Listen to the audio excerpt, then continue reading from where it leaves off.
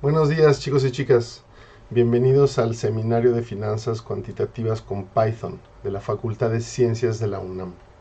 En esta ocasión vamos a ver el tópico de análisis de componentes principales, o en inglés Principal Component Analysis, PCA, en Python. Voy a dividir la sesión en tres partes. La primera parte vamos a ver qué es el análisis de componentes principales. La segunda parte es montarlo en Python. Y la tercera parte es aplicarlo concretamente y ver cómo se podría incluso extender esto para más allá de finanzas, porque el análisis de componentes principales es una herramienta muy fuerte y muy interesante. Ok, entonces para la parte teórica voy a empezar primero con Wikipedia. Y lo que quiero hablar del análisis de componentes principales es, quiero ver la parte de la intuición. Porque la parte de la intuición nos explica los pasos que queremos hacer y después nosotros vamos a formalizar dicha intuición. Entonces, el PCA se puede pensar como toman un montón de datos de una dimensión muy grande y lo que están tratando es de hacer un fitting con un elipsoide. En pocas palabras, es una reducción de dimensión. ¿Por qué se piensa como un elipsoide? Por la siguiente manera. Si ustedes consideran esta ecuación, xt multiplicado por la matriz de varianza-covarianza por x, pero consideran una matriz diagonal de este estilo y eso lo hacen igual a epsilon o igual a 1, entonces justamente lo que están haciendo aquí es, si lo piensan desde Rn, si esto fuera la diagonal, esto de aquí sería la norma, ¿verdad? Porque sería x transpuesta multiplicada por sí mismo. Sería el cuadrado, la suma de los cuadrados de las coordenadas. Pero aquí tienen cosas como lambdas. Entonces aquí va a ser la suma de los cuadrados, pero cada cuadrado tiene un lambda. Y ese lambda, si es chiquito o grande, va a alargar o a encoger la distancia original. Entonces eso significa que la esfera unitaria en el cuando ustedes hacen x transpuesta t, es la esfera eso igual a 1 es la esfera unitaria, pero en este caso va a ser un elipsoide unitario. Entonces las normas ya no van a ser unas esferas, van a ser elipses. Además, la idea es pasar de una dimensión grande n a una dimensión más pequeña. Entonces la idea es, de un montón de datos que están por todos lados, vamos a hacer una proyección. Piensen en el siguiente dibujo. Voy a ver esto con más detalle, pero piensen en esto, que tienen muchos datos y los quieren proyectar en un espacio de menor dimensión, y en ese espacio de menor dimensión van a analizar los datos utilizando una nueva norma, que es la norma dada con una matriz. Entonces las bolas unitarias se transforman a elipses unitarias. Esa es la idea. ¿Qué más nos dice? Cada eje del elipsoide representa un componente principal. Y sí, el componente principal es porque, me regreso aquí, el componente principal es por esta ecuación, que acuérdense, cuando estamos en la matriz de varianza-covarianza original, estamos en un espacio, pero cuando cambiamos a esta matriz, estamos haciendo un cambio de base al espacio de los valores propios, ¿verdad? Entonces, cada lambda de aquí, lambda j, es un valor propio y tiene asociado un vector propio. Entonces, pasamos del espacio canónico, si gustan, con la base canónica, a un espacio con una base de puros vectores propios. Y estos son los componentes principales. Y la idea es que en este espacio, quizás podemos reducirnos nada más a estudiar un subconjunto de ellos, es decir, un subespacio, y de todas maneras entender todo lo que está pasando con nuestro proceso. Y la idea es esa, es si un eje del elipsoide es pequeño, entonces la varianza a lo largo de tal eje es pequeño, y entonces ese eje o esa coordenada no va a contribuir a la varianza total. Entonces ya desde aquí empiezan, supongo, a intuir que como estamos ordenando los valores propios del más pequeño al más grande, los que van a tener más peso para la varianza van a ser los más grandes. Entonces la idea del análisis de componentes principales es cambiar de base y deshacerse de las dimensiones que no contribuyan mucho al estudio de la varianza total del sistema. Y ahora esto puede ser n, puede ser muchas dimensiones, puede ser muy grande. En el caso de Python, por ejemplo aquí, n va a ser la dimensión de este vector o de esta lista. Y entonces la idea es pasar de un espacio, en este caso que tenemos 6 componentes, pero podemos tener hasta 21 componentes, como cuando hicimos esto ayer. Pasar de un espacio de una dimensión grande, de 20, más de 20, a un espacio de dimensión más pequeña. Y normalmente se piensa que la dimensión debe ser 2 para tener visualización. Como ven aquí, la idea es tener una visualización. Entonces, 2 dimensiones, y este es un espacio muy grande, y lo proyectan a 2 dimensiones. Y la idea es que en las n-2 dimensiones que estamos tirando a la basura por la proyección, la varianza no va a ser muy grande, de hecho va a ser lo más pequeña posible, de manera que estas 2 dimensiones sean una muy buena aproximación para entender mejor el sistema. Esa es la idea. ¿Sí? Pues terminamos de ver la parte de la intuición. Ahora, ¿cómo se encuentran los ejes del elipsoide? Esencialmente lo que vamos a hacer aquí es lo que ya hicimos con respecto a la teoría espectral de matrices. Y vean que esto ya lo hicimos, por eso es una aplicación natural. Antes de pasar a hacer cosas con la matriz de varianza-covarianza, esta es una aplicación natural en la cual, primero, vamos a centrar los valores alrededor del 0. Ok, esa es una traslación. ¿De acuerdo? Le quitamos la media a las variables. Okay. Como estamos jugando con nosotros con rendimientos y estamos suponiendo que los rendimientos tienen un alfa que es más o menos 0, eso se vale. Podemos reducirlo, en este caso no lo pienso hacer tanto, pero es algo que es importante para que tengan valores que está alrededor del 0. Y luego miren, hacen el cálculo de la matriz de varianza-covarianza, calculan los valores propios y los vectores propios correspondientes.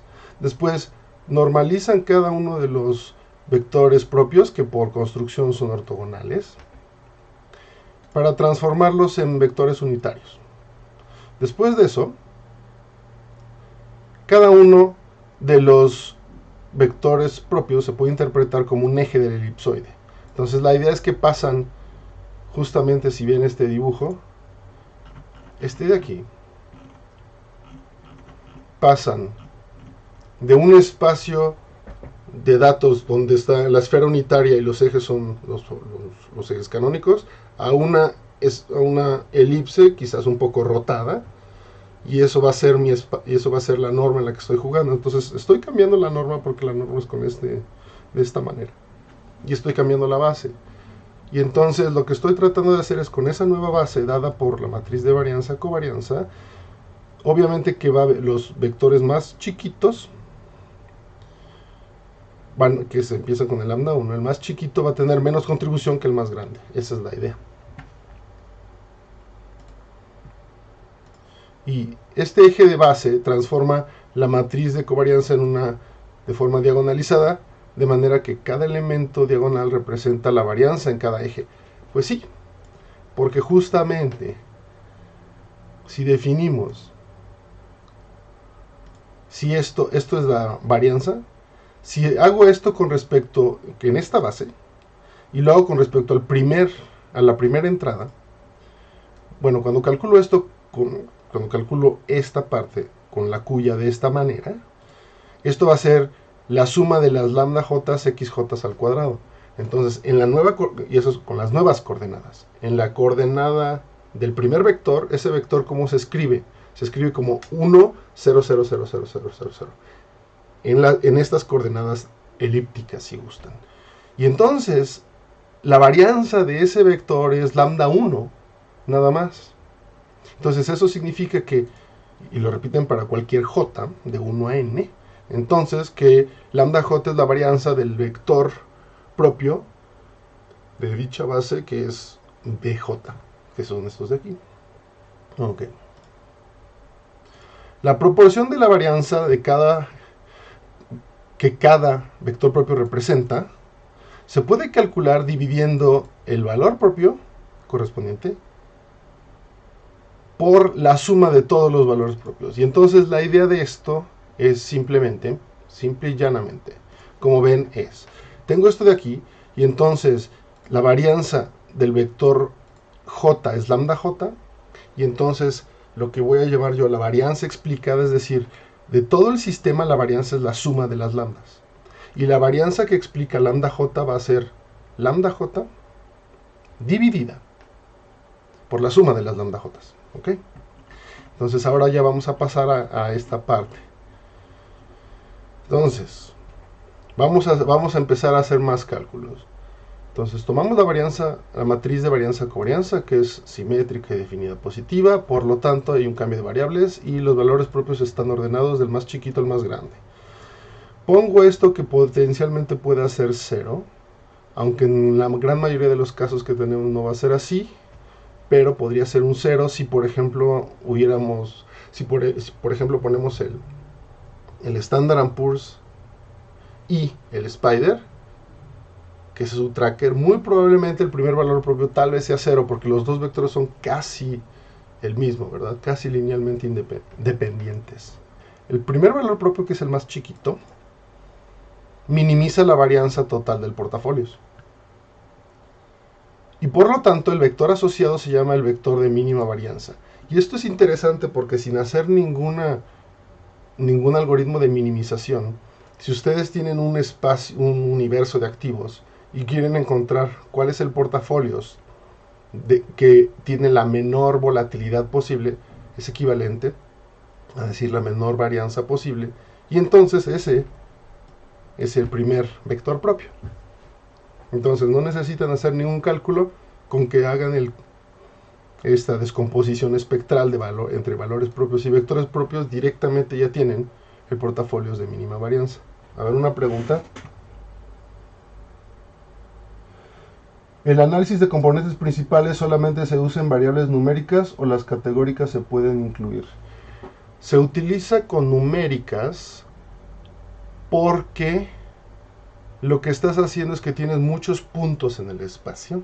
Piénsalo vamos a ponerlo así. Y eso es algo que vamos a ver. Si me voy aquí al CAPM y lo lanzo,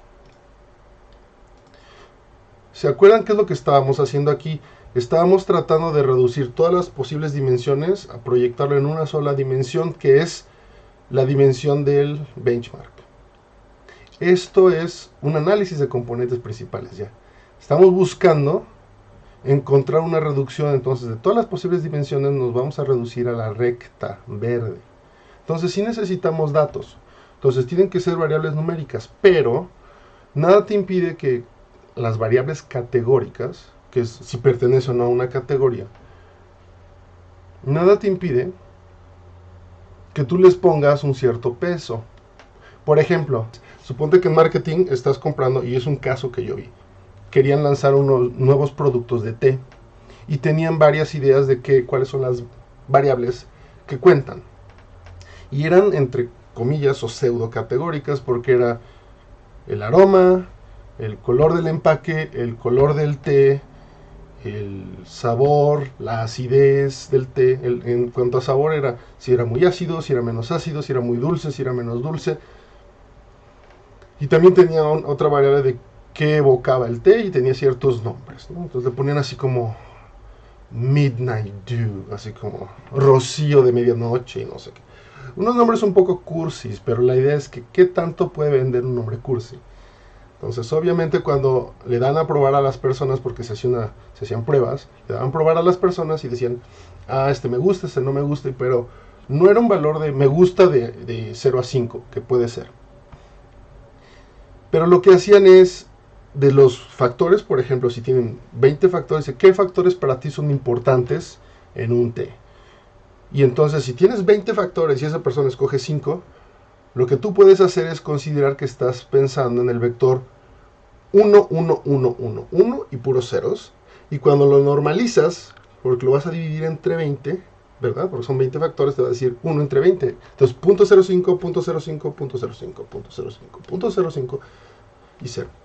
Esa es una idea muy clásica del marketing cuantitativo, que lo que haces es tomas variables categóricas y te construyes un protocolo riguroso para que lo repitas, y entonces tu approach o la manera de enfrentar el problema siempre sea el mismo, sea coherente y sea científico.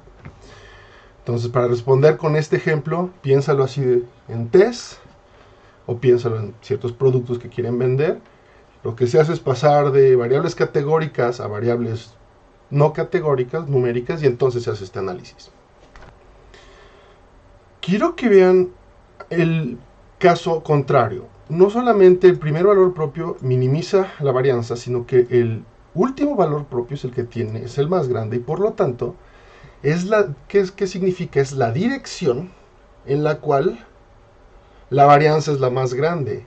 Si lo piensan desde el punto de vista del Capital Asset Pricing Model, este es el vector asociado al valor propio más grande, es el BN asociado a lambda n, ¿verdad? Porque justo lo que estoy buscando es que el R cuadrada sea lo más grande posible. Entonces estoy moviéndome en la dirección tal que la varianza fuera de esta dirección sea lo menos posible. Es equivalente, entonces, por eso es natural hacer PCA para nosotros, porque ya entendimos el Capital Asset Pricing Model, y pasar de aquí a PCA es muy natural porque es ver esto como si fueran más dimensiones. Entonces piensen que el Principal Component Analysis, el PCA, no es más que iterar sobre esto, porque sacan la primera dirección y en el espacio que sigue sacan la segunda dirección, sacan la tercera. Obviamente que empezamos en n, nos vamos a n-1 y así. Ahora, por eso yo le llamo el PCA Portfolio. Es el portafolio que es la dirección en la cual las cosas son las más importantes. ¿Y esto por qué es interesante? Porque la idea es que uno puede concebir, justamente pensando en este mismo análisis de marketing de los tests y que había 20 factores, es en una dirección vamos a tener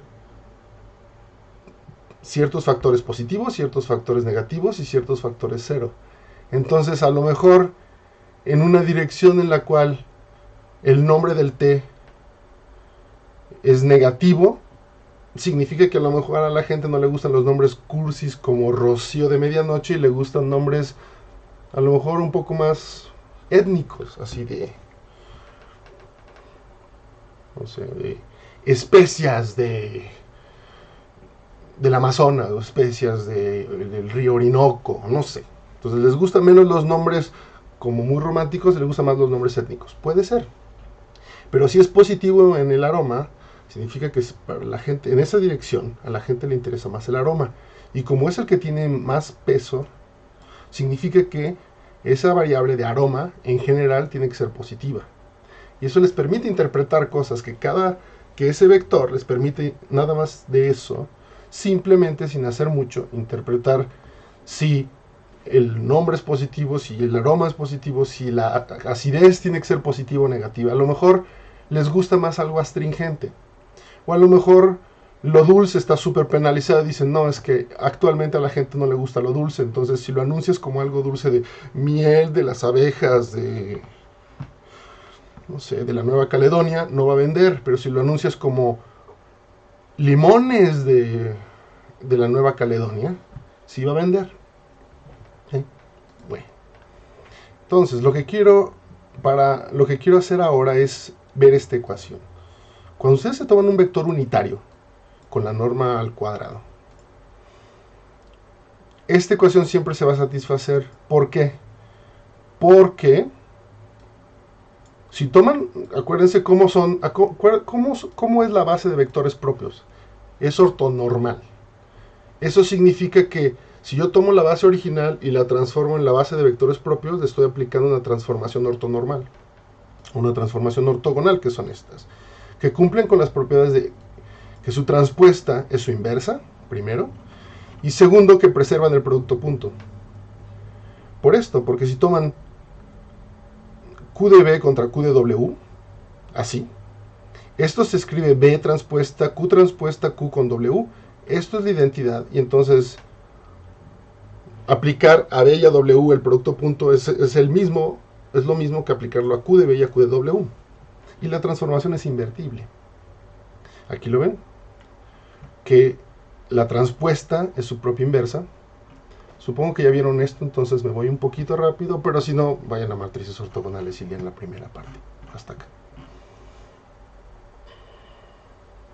Ok.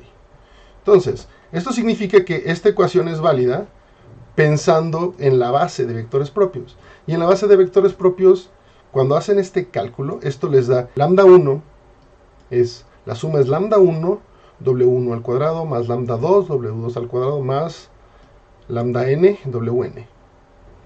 Entonces, una desigualdad muy simple es que si escogen todos los valores propios igual a lambda 1, eso va a ser más chiquito que esto. Y aquí está multiplicado por la suma de los cuadrados, que es 1. Si toman el lambda más grande, es una cota superior. Y esto es interesante también, porque incluso sin saber qué portafolios pueden usar cuando escogen su matriz de varianza-covarianza, esta ecuación les permite saber que no importa qué portafolios elijan, va a haber una cota inferior y una cota superior a la volatilidad que pueden tener. Entonces, si ustedes quieren tener un portafolio que tenga la volatilidad más pequeña, a lo mejor si escogen mal su universo de activos, no van a poder hacerlo porque no pueden bajar más allá de este valor, que es la raíz cuadrada de lambda 1. ¿Okay? Ahora, el análisis de componentes principales, como lo ven, tengo un montón de datos. Y aquí, por ejemplo, tengo 3 dimensiones, entonces tengo 3 características. Si lo piensan en marketing, tengo 3 factores que cuentan. Y entonces voy a transformar el espacio en 3. Y la idea es quitarme una o dos dimensiones para explicarlo o de esta manera o de esta. Esto es el ejemplo de Wikipedia y esto, ¿por qué estoy usando este ejemplo? Es exactamente esto, ¿verdad? Entonces, aunque las hipótesis son diferentes y aunque el método matemático es diferente, la filosofía es la misma, es proyectar en una cierta dirección donde las cosas sean más importantes, y como ven, esto lo pueden pensar como una elipse y se están moviendo en la dirección más grande de la elipse. ¿Okay? Entonces, ¿qué es lo que hace el PCA? Ya lo dijimos. Entonces, como resumen, es una reducción de dimensiones. En general es una o dos dimensiones para tener visualización. Y la idea es que las dimensiones reducidas describan la mayor parte de la variación de los datos. Y en general se utilizan 2 dimensiones para hacer plots bonitos. Las aplicaciones es en finanzas, sí, lo vamos a ver. Es el explique de marketing. Y es lo mismo de business intelligence. Sí, lo que estaban mencionando. Dice, entonces se debe hacer una debida normalización de esos datos categóricos. Exacto. La idea es que de tus datos categóricos los transformas a datos numéricos. Y en esos datos numéricos les aplicas este análisis de componentes principales. En Business Intelligence, en lugar de tener el sabor, qué tan dulce es, si es astringente, si el empaque tiene colores bonitos, si es mejor con colores austeros, etc. En Business Intelligence van a tener muchas otras cosas que tienen que ver con el análisis de a lo mejor un cierto producto, pero es la misma idea. O el análisis de un cierto proceso, puede ser algo abstracto. La idea es transformar, construirte tú tus variables importantes, transformarlas, como dicen, normalizarlas, pero yo prefiero no decir normalizar, porque en general la gente cuando piensa en normalización dice vamos a hacer el Z-score, que es como el score Z, que en general es como quitar la media y dividir entre la varianza, asumiendo que hay normalidad, que no es tan necesario, pero pueden haber otros métodos. Entonces no me meto en eso. Pero sí la idea es poner todos los datos con puntitos así, y la matriz de varianza-covarianza nos va a permitir cuando estudiamos sus valores y vectores propios, hacer la reducción. ¿Y cuál es la receta? Ya se la pueden imaginar. Supóngase que yo quiero explicar una cierta cantidad de la varianza total, digamos 80%. Nada más para fijar ideas. Entonces, escojo el vector propio asociado al valor propio más grande, porque se va a explicar la mayor parte de la varianza. Estamos de acuerdo, estamos en esta situación. Entonces escojo lambda n y me quedo con el vector bn. El vector bn va a ser la primera dirección en la que me voy a mover. Aquí lo ven, el primer vector, el primer componente principal, que es el eigenvector asociado al valor propio más grande. Pero esto se utiliza en el lenguaje PCA y también en el lenguaje de Business Intelligence. Y la varianza explicada por el vector bn, como lo vimos en Wikipedia, es tomar cada eigenvalor y dividir por la suma. Entonces, es esto de aquí. Esta es la varianza explicada. Ahora, como yo quiero explicar al menos 80%, tengo que ver si la varianza explicada es mayor o igual a 0.8. Si es mayor o igual, ya acabé. Si no, significa que necesito más dimensiones porque una sola dirección no es suficiente para explicar el umbral de varianza que quiero, que es 80%. Entonces me voy con el siguiente vector, que es bn-1, es el segundo más grande. Y calculo la varianza explicada en este espacio, en el espacio generado por bn y bn-1, que es, como es una matriz diagonal, es la suma de estas dos lambdas, lambda n-1 más lambda n, entre la suma de todos los lambdas. Y como se pueden imaginar, si esto ya es mayor o igual que 0.8, que es mi umbral, ya acabé. Y si no, me voy a los siguientes eigenvectores y eventualmente voy a escoger voy a parar en la primera k, tal que, si lo ven aquí, es n menos k más 1, y entonces cuando mueven k, ¿cuántos vectores tengo aquí?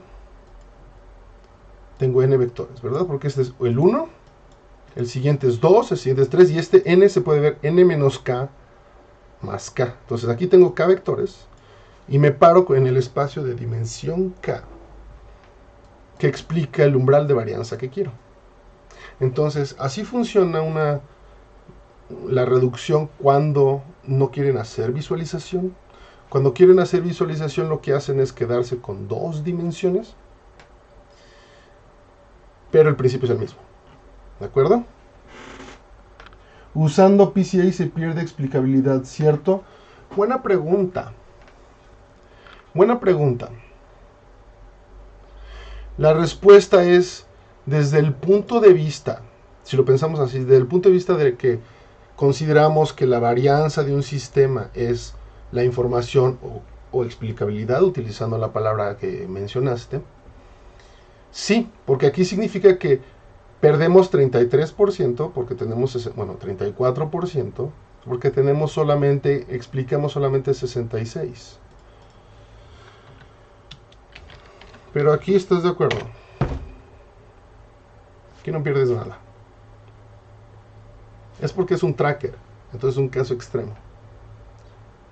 Pero también cuando nos íbamos al IBW, ¿verdad? Que era los activos de crecimiento, tampoco pierdes gran cosa. Entonces, eso de que se pierde explicabilidad viene teóricamente desde el punto de vista de la varianza. Pero si tú consideras que la varianza que tiene sentido desde el punto de vista de información del sistema está en la parte verde, y que la varianza que es ortogonal, que son los puntitos que se mueven de la parte verde, esa varianza no es más que ruido, que es la idea del capital, es la hipótesis del Capital Asset Pricing Model. Entonces lo que estás diciendo es que el PCA lo que te hace es quitarte el ruido y quedarte con la varianza que cuenta. Pero es una manera de pensar un poco estricta. Entonces sí, yo pensaría que se pierde explicabilidad, yo creo que sí, pero subrayo esto porque hay veces que se considera que ciertas dimensiones no son más que ruido, y lo vamos a ver cuando analicemos cosas con el análisis de componentes principales ya directamente en Python. Entonces hasta aquí ya quedó bien, ya quedó claro. Doctorados en análisis de componentes principales. porque ya con esto acabamos. Entonces, la idea es, como ven, hay dos maneras de aproximar esto. La primera es considerar dos dimensiones para hacer plotting, y la segunda es, si ustedes me dan un cierto umbral de varianza que quieren explicar, tengo que encontrar el número de dimensiones tal que voy a explicar esa varianza. Ahora piensen, esto está interesante.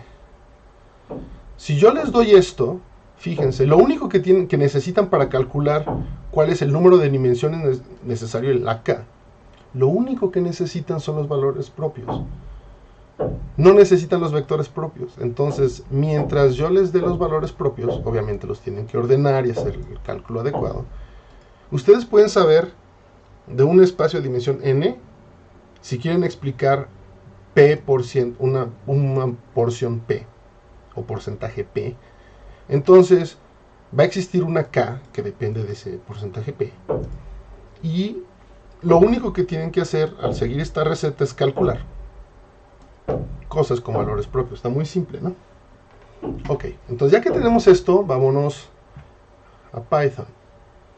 En Python hay dos maneras de hacer, aquí ya les puse una, y la voy a escribir aquí. NumPy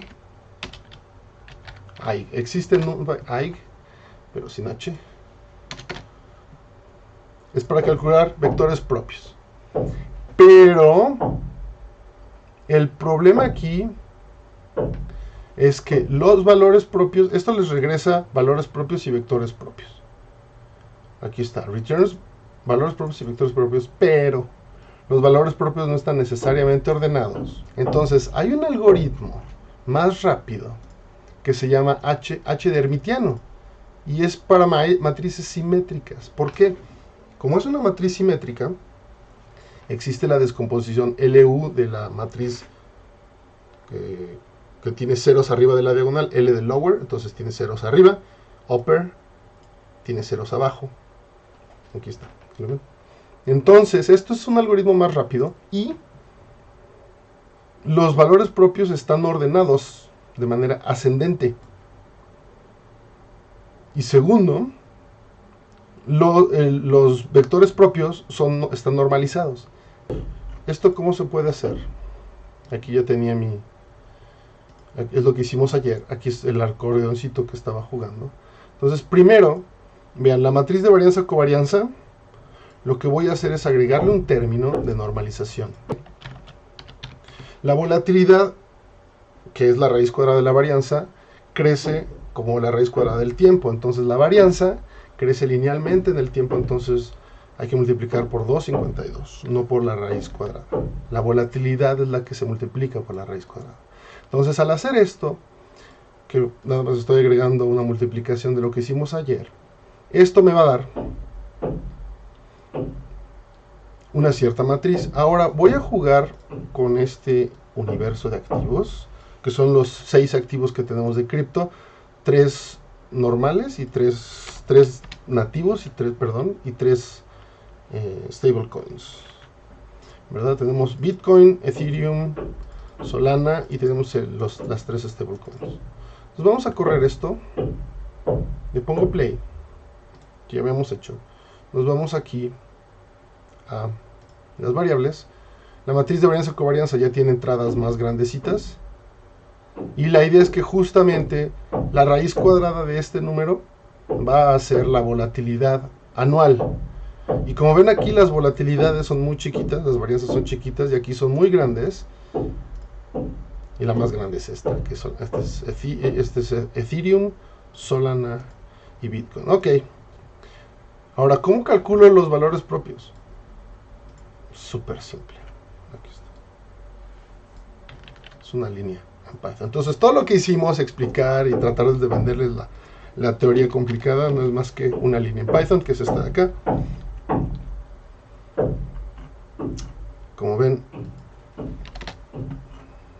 perdón, es NP de NumPy, Linear Algebra, Ig, de la matriz, calcular los valores propios hermitianos de la matriz de varianza-covarianza, y regresa valores propios, vectores propios. Después la varianza explicada, ¿se acuerdan que va a ser un vector? Que es, esto ya lo escribí yo, es un extra, es los valores propios divididos por la suma de los valores propios. Eso va a ser el porcentaje de la varianza explicada.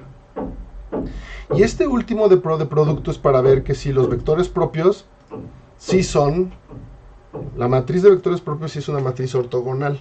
Entonces lo que voy a hacer es multiplicar la matriz ortogonal por su transpuesta, y ven aquí, tomo NP transpose, la transpuesta, y después hago NP de NumPy matmul de matrix multiplication, multiplicación de matrices. Entonces esto tiene que ser la matriz diagonal, la matriz identidad, que es unos en la diagonal y ceros afuera. Vamos a ver, pongo play. El producto es, sí, estos números no son 0, pero son súper chiquitos, y estos son unos, entonces sí. Si es una matriz ortogonal, los valores propios, como pueden ver, empiezan muy chiquitos y hay uno que es muy grande. Y aquí ya pueden pensar que estos dos que son gigantescos van a explicar todo. Entonces, vamos a ver la varianza explicada. Entonces, si me voy a la varianza explicada, vean, la primera coordenada explica 79% de la varianza. Y la segunda coordenada explica 16%. Eso significa que cuando suman esta y esta, significa que las dos primeras coordenadas explican el 95% de la varianza. Perdón. Estamos en un caso parecido a esto, ¿verdad? Entonces eso significa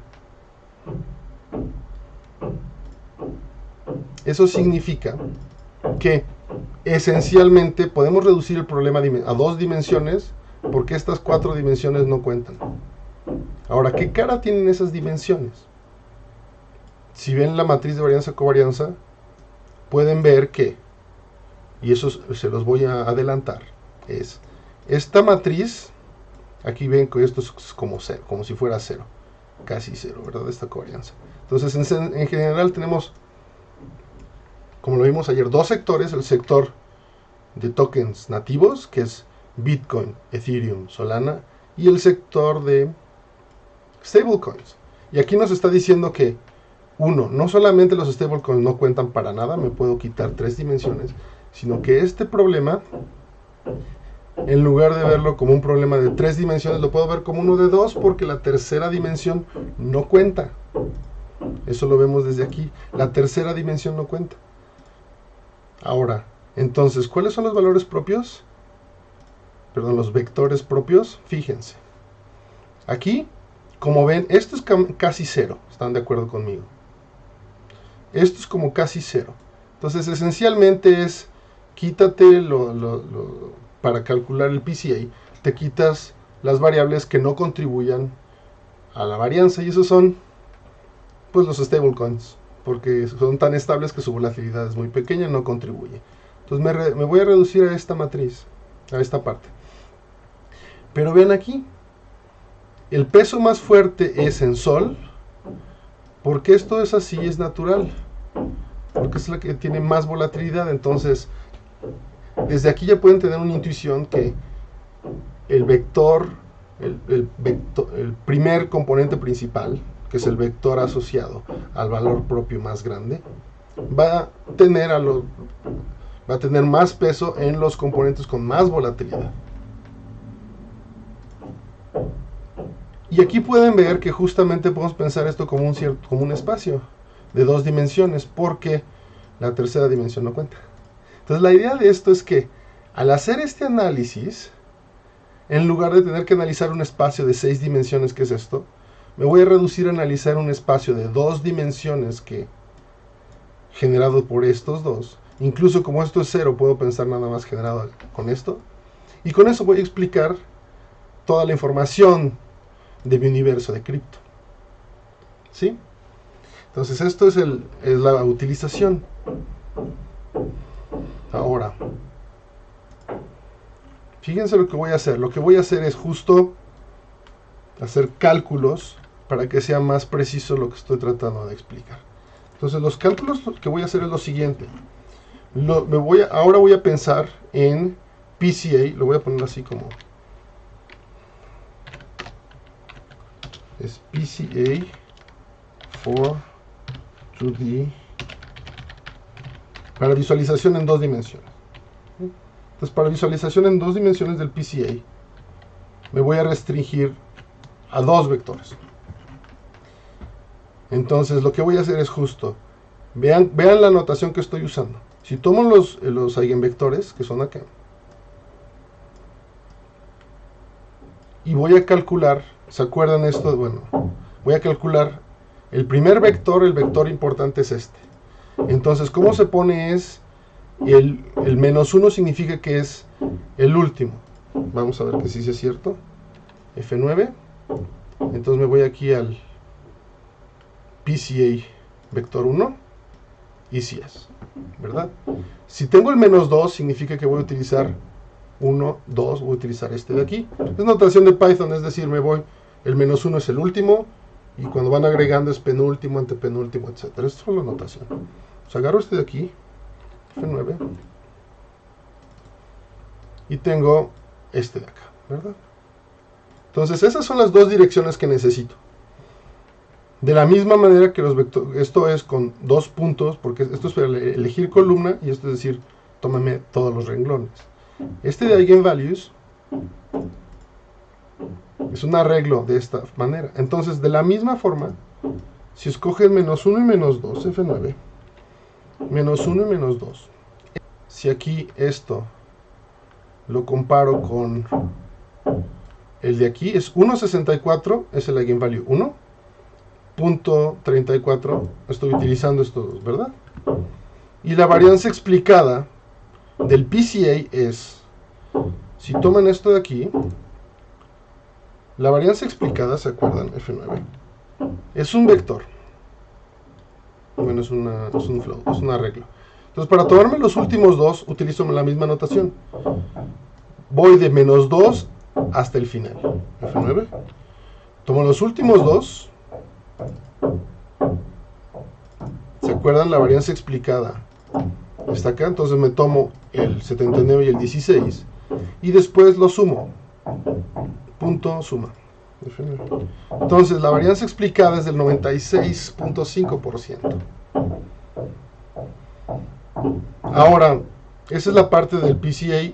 Si ustedes quieren analizar el vector de mínima varianza, ¿cuál es? Pues es el primer eigenvector. Entonces aquí le pongo F9. El vector de mínima varianza es este. Si nos vamos a los vectores propios, estoy recuperando este de aquí, ¿verdad? Y puedo hacer lo mismo, puedo decir cuál es el valor propio asociado, pues es el primero. Acuérdense que empieza en 0 y la varianza explicada es esta, del último valor propio. Entonces vean, el valor propio el vector propio asociado al valor propio más chiquito explica una nada, es 5 a la potencia menos 5, ni siquiera es la mitad de un punto de base, de un basis point, no es nada, es despreciable. Pero si vamos a ver en eigenvectors, ese vector, este de aquí, cambia de signo. Pero fíjense, este vector, ¿qué coordenadas tiene? Tiene muchas coordenadas en USDT, en USDC, casi nada en el DAI y 0 en los otros. Entonces, era de esperarse que si ustedes quieren minimizar la varianza, solo hay que invertir en stablecoins. Y si quieren maximizar la varianza, hay que tirar a la basura los stablecoins. Entonces, este análisis nos permite ver que las stablecoins y los tokens nativos son totalmente diferentes. Son animales totalmente diferentes. ¿Verdad? Ok.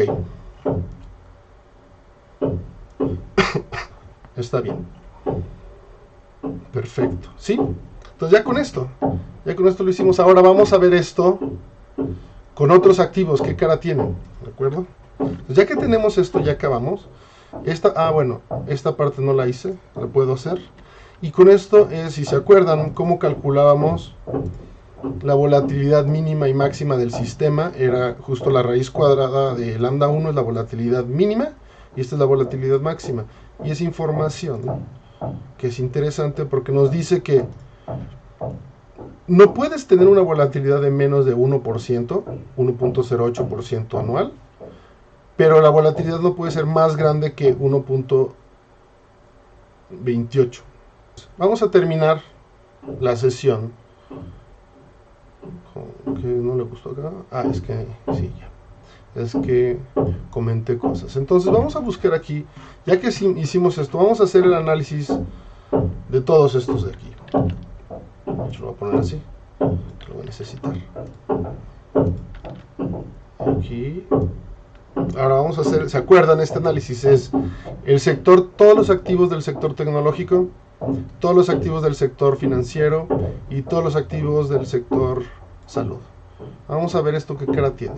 Aprieto play. Aquí es más interesante, fíjense. La varianza explicada solamente es el 58%. Es decir, con dos vectores solo puedo explicar el 58%. Si quiero explicar más, me voy a la varianza explicada. Aquí está. La suma de estos dos es 58%. Entonces, si quiero llegar, por ejemplo, en nuestro caso aquí, habíamos decidido utilizar un umbral de 80%. Lo que tengo que hacer es, tomo este y más este. ¿Es 80? No. Sumo con otro y así me sigo hasta llegar a 80. Pero vean cómo estos números empiezan a bajar. Y cambian de color y esencialmente a partir de aquí ya todo es de menos de 0.05. Entonces tal vez con esto va a ser suficiente. ¿Okay? Entonces vamos a reducir un espacio de dimensión 21, porque empieza en 0, a un espacio de dimensión 5. No se puede visualizar, pero se puede analizar muchísimo más fácil. En este caso, como a lo mejor lo pueden intuir, tenemos ciertos bloques. Lo pueden ver hasta por los colores un poco más morados. 1, 2 y 3 bloques. Fue lo que hicimos ayer. Ahí está, 1, 2 y 3. Más o menos. Entonces es la idea de crearse sectores, es analizar todo esto y ver si tenemos bloques de la matriz diagonal. A lo mejor hay que permutar cosas, pero ver si tenemos bloques, verlo como una matriz diagonal por bloques, que fuera de la diagonal sea un bloque casi de 0. Esa es la idea. Pero ahora vamos a analizar los vectores propios. Fíjense, la coordenada más alta, ¿qué es lo que tengo? Aquí, vean, del 15 al 20 no tengo nada. Tengo mucho del 0 al 6 y tengo un poco del 7 al 14. Del 0 al 6 son todos estos.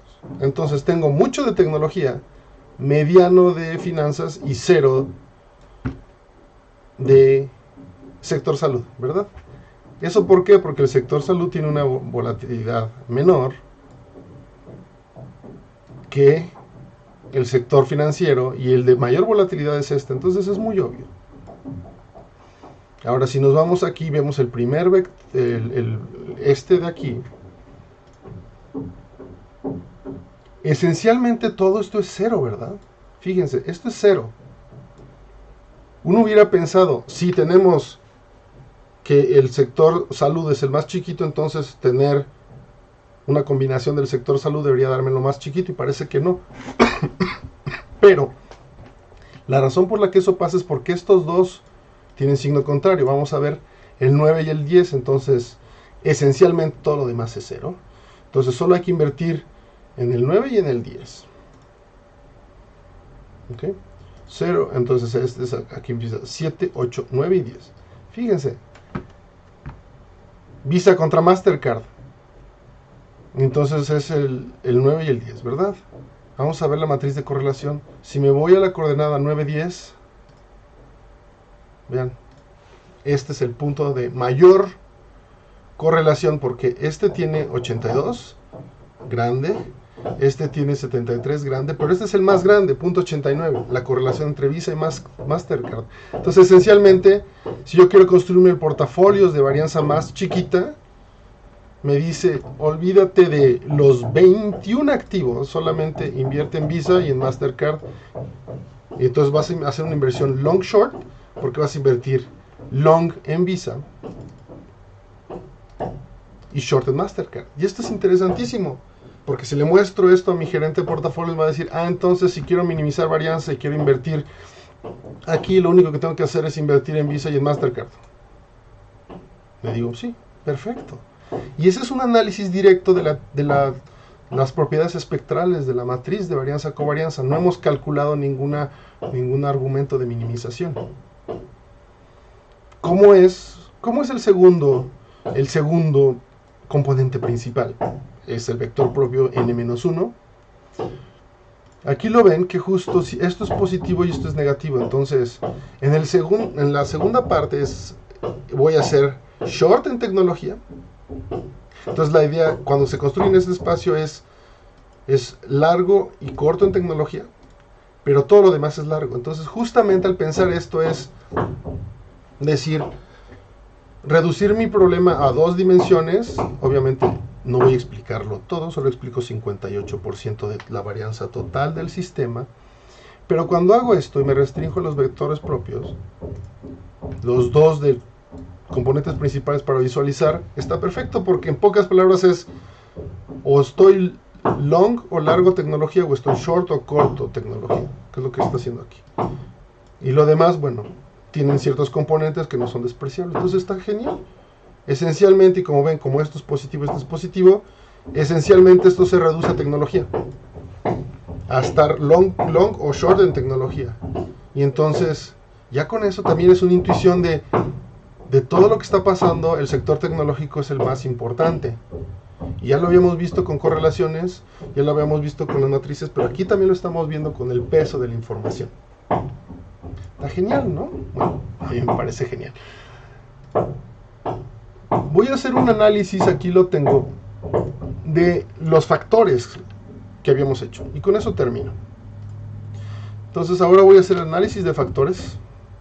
¿Se acuerdan los factores que habíamos jugado? Era, para hacer el factor investing, estábamos con el Standard & Poor's y nos íbamos al factor de crecimiento, de valor, calidad, momentum, tamaño y mínima varianza.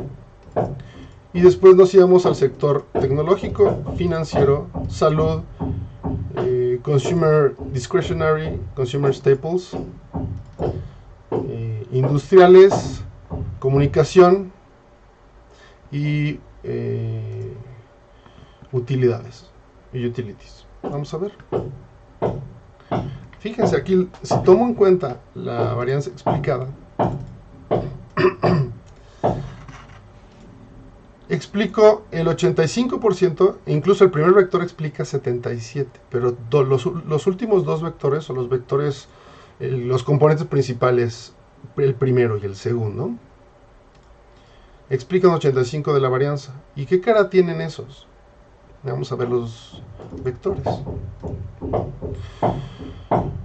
Aquí como pueden ver, y esto es interesante, aquí como pueden ver, esto es casi cero y esencialmente les dice, si quieres minimizar varianza tienes que hacer long short con los 3 primeros activos. Es decir, esencialmente voy a estar largo los activos de crecimiento y los activos de valor, y voy a estar corto el Standard & Poor's, o viceversa, estar largo el Standard & Poor's y corto estos dos.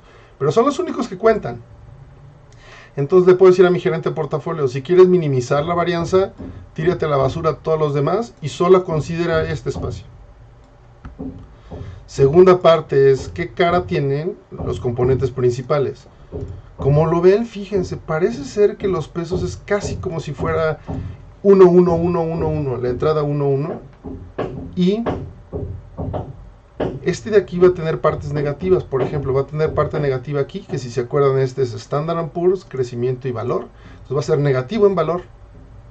Entonces es interesante que no va a tener coordenada en el Standard & Poor's, casi cero, y va a ser positivo aquí y negativo acá. Y aquí les dice que fíjense que el sistema parece ser que es tal que, como todas las correlaciones parece ser que son altas y positivas, para tener la mayor varianza, pues toma la dirección diagonal en un espacio generalizado. No es la dirección 1, 1, es la dirección 1, 1, 1, 1, 1, 1, ¿verdad? Y cuando tenemos esto, ¿cuál es la volatilidad mínima? Es muy chiquita, pero vean, la volatilidad máxima es del 67%. es la mitad de 1.28 que habíamos visto con cripto. Entonces esto ya nos permite decir que cripto es un sistema más volátil que el sistema dado por los factores. Sí, porque la máxima, esto lo podemos usar como criterio cuantitativo.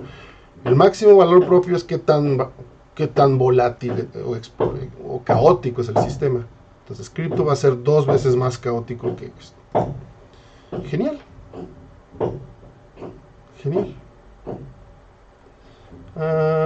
¿Qué quisiera decir para acabar?